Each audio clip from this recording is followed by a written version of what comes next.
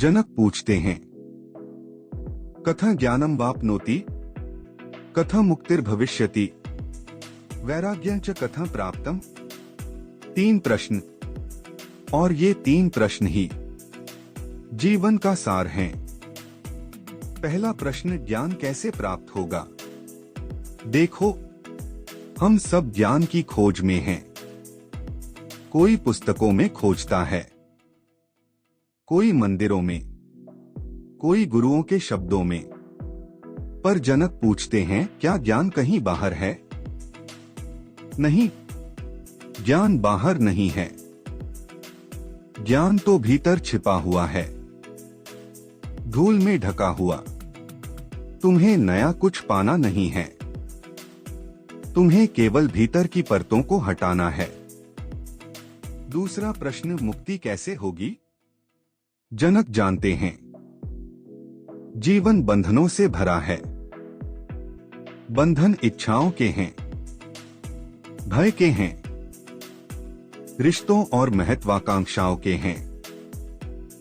हर मनुष्य किसी न किसी अदृश्य जेल में जी रहा है। तो वे पूछते हैं, मुक्ति कब और कैसे। सत्य यही है, मुक्ति भविष्य में नहीं है।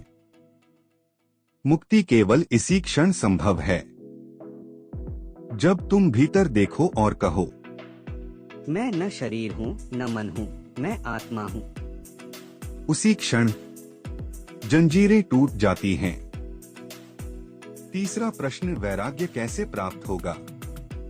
ध्यान रखना, वैराग्य का मतलब उदासी नहीं है, यह भाग जाना भी नहीं है। यह गहरी अंतर्दृष्टि है। जब साधक देख लेता है कि सब कुछ क्षणभंगुर है, धन, सुख, यश, मान सम्मान, तो उसके भीतर एक शांति उतर आती है। उसकी पकड़ ढीली हो जाती है, और यही है वैराग्य। जनक ने ये प्रश्न केवल अष्टावक्र से नहीं पूछे। ये प्रश्न हर साधक के हैं, हर उस इंसान के जो जानना चाहता है, मैं कौन हूं, जीवन का अर्थ क्या है और मुक्ति का मार्ग कहाँ है। इन 3 प्रश्नों में ही पूरा अध्यात्म समाया हुआ है। यदि तुम इन प्रश्नों को भीतर गहराई से पूछो, तो उत्तर अपने आप प्रकट हो जाएगा। जनक का यह श्लोक कोई साधारण संवाद नहीं है, यह तो हमारी आत्मा की पुकार है।